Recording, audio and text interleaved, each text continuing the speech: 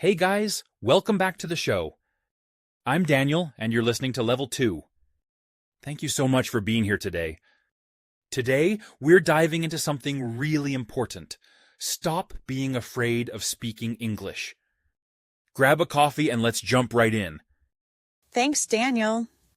To be honest, I remember the exact moment my fear of speaking started. It was a cold, rainy morning. I can almost smell the rain already. What was happening? Were you inside a cafe or something similar? Actually, I was standing right in front of a heavy oak door. My fingers were trembling as I touched the cold handle. That physical sensation of the cold metal against your skin. It really sets the scene of anxiety, doesn't it? Let's pause here. Sarah said her fingers were trembling. This is a great word for when your hands shake because you are nervous. They were trembling so much. I could feel the blood rushing to my ears. Everything around me started to sound very muffled. Muffled? You know what? That's such a perfect way to describe how fear blocks out the rest of the world. It really does. I could hear my own breathing, short and shallow, like I had just run a very long marathon. And your throat? Did it feel like it was closing up? Many of our listeners feel that tightness when they speak. Oh, definitely. It felt like I had swallowed a dry cotton ball. I tried to clear my throat, but nothing happened. Sarah mentioned a dry cotton ball. This is a metaphor. It means her mouth and throat felt very dry because of the stress. I looked at the person behind the counter. She had these very bright, expectant eyes. She was waiting for me to say something. That's the worst part, right? The waiting. The silence feels like it lasts for hours, even if it's just seconds. To be honest, it felt like an eternity. I could see the steam rising from the espresso machine in slow motion. The steam, the noise, it all adds up. Did you have the sentence ready in your head before you opened your mouth? I did. I had rehearsed it 20 times. 1 latte, please. 4 simple words, but they felt like heavy stones in my mouth. Sarah said she rehearsed it. This means she practiced the sentence over and over in her mind before actually saying it aloud. But when I opened my mouth, my tongue felt like a piece of lead. It just wouldn't move to the right position. I think we all know that heavy tongue feeling. It's like your brain and your body are speaking different languages. Exactly. And then I saw her tilt her head slightly. You know that look? The I don't understand you look. Oh, the dreaded head tilt. It's like a dagger to the heart of a language learner, isn't it? It really is. My face turned bright red. I could feel the heat radiating from my cheeks like a small heater. Sarah used the word radiating. This describes how heat moves outward from a center point, like her hot, embarrassed face.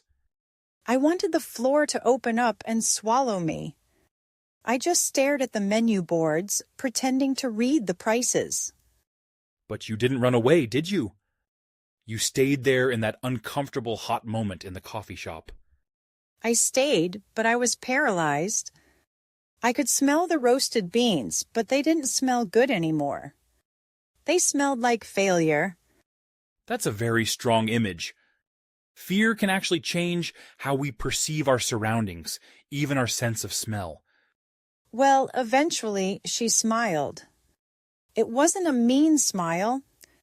It was actually quite kind and very patient, you know? Sarah mentioned paralyzed. In this context, it means she was so scared that she couldn't move or speak at all. She said, "Take your time." Those 3 words were like a cool breeze on a hot summer day. I felt relieved. It's amazing how a little kindness from a stranger can lower the pressure. Did you finally find your voice then? I did. I took a deep breath. I could feel the air filling my lungs, expanding my chest slowly. That deep breath is so important. It resets the nervous system. I always tell my students to just breathe. I said it. 1. Latte. Please. It was slow. It wasn't perfect, but the words finally left my lips. Sarah said, "The words left my lips." This is a poetic way of saying she finally spoke or uttered the words. She nodded and started making the drink. The sound of the milk frothing was like music to my ears. Because the mission was accomplished. You overcame that initial wall of fear. How did the coffee taste after that? Honestly, it was the best latte I've ever had. It tasted like victory and cinnamon. It was warm and creamy. Victory and cinnamon. I love that. It shows that the reward for speaking is often much better than we imagine. You know what? I realized that the fear was all in my head. The barista didn't care about my grammar. Let's highlight victory and cinnamon. Sarah is using a sensory description to show how a positive experience feels much better. She just wanted to give me coffee. We make these monsters in our minds, but people are usually just helpful. Exactly. We think everyone is a judge, but most people are actually just fellow travelers in this world. I looked at my hands as I held the cup. They weren't trembling anymore. They were actually quite steady. That transition from trembling to steady is the journey of every English learner. It starts with a single step. Actually, I started going back to that same shop every single day. I wanted to face that oak door again. Sarah used the expression, all in my head. This means that the problem or fear wasn't real, but created by her imagination. The second time was easier. The third time, I even asked for an extra shot of espresso. Imagine that. Progress! From barely being able to say latte to customizing your order. That's the power of consistency. I began to notice the small details. The way the light hit the sugar jars, the smell of old newspapers. It sounds like once your fear left, your other senses came back to life. You were finally present in the moment. Precisely. When you're afraid, you're trapped in a tiny box.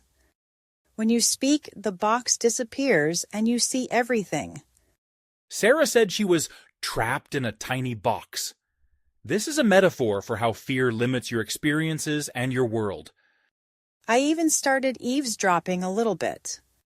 I listened to the rhythm of the conversations around me. It was fascinating. Eavesdropping is a great way to learn. Just listening to how native speakers connect their words and use fillers.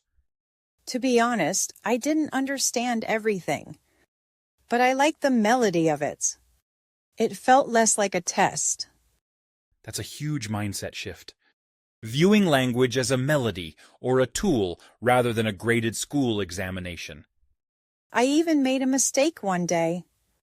I asked for a letter instead of a latte. We both laughed so hard. Sarah mentioned eavesdropping. This means listening secretly to a conversation that you are not a part of. It's great for practice. That laugh was the turning point. It made me realize that mistakes are actually quite funny and very human. Humor is the best medicine for language anxiety. If you can laugh at yourself, you've already won the battle. Actually, now I look for opportunities to speak. I even talked to the librarian about the dust on the books. The dust on the books? You've gone from being silent to discussing the most mundane things. That's incredible. I described the way the dust motes dance in the sunbeams. It's like I have a new set of eyes. Daniel here. Sarah used the word mundane. This means something that is very ordinary, common, or even a little bit boring. And the fear? It's still there sometimes, tucked away in a corner of my mind. But it doesn't control me. It's like a quiet roommate. You know it's there, but you don't have to do everything it says. Exactly. I just acknowledge it. I say, "Hello, fear. I see you, but I'm going to order this sandwich anyway." I love that. I'm going to order this sandwich anyway. That is the true spirit of a successful learner. To be honest, the sandwich usually tastes better when I've had to work a little bit harder to get it.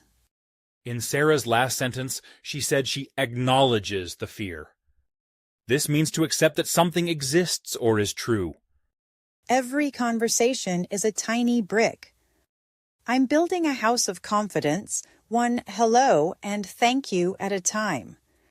A house of confidence. What a beautiful way to put it. Each interaction makes the structure stronger and more stable. I remember feeling the texture of the bread once I finally got that sandwich. It was crunchy and perfectly toasted. You really do focus on the sensory details. Does that help you forget the grammar and focus on the life? Yes. When I focus on the crunch or the smell, there's no room left in my brain for worrying about verbs. Sarah used the word texture. This refers to how something feels when you touch it or eat it, like crunchy or smooth. Actually, I think the verbs just happen naturally when you're hungry enough or excited enough to share a story. That's the secret sauce. Motivation and connection always trump perfect grammar in the real world of communication. I even started helping other people now.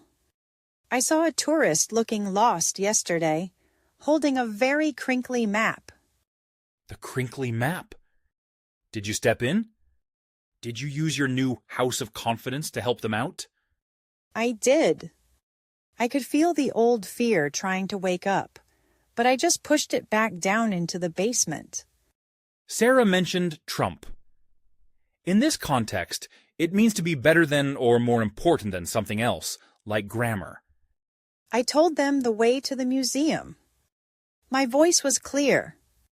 It sounded like me. That's the ultimate goal. Not to sound like a textbook, but to sound like yourself in another language.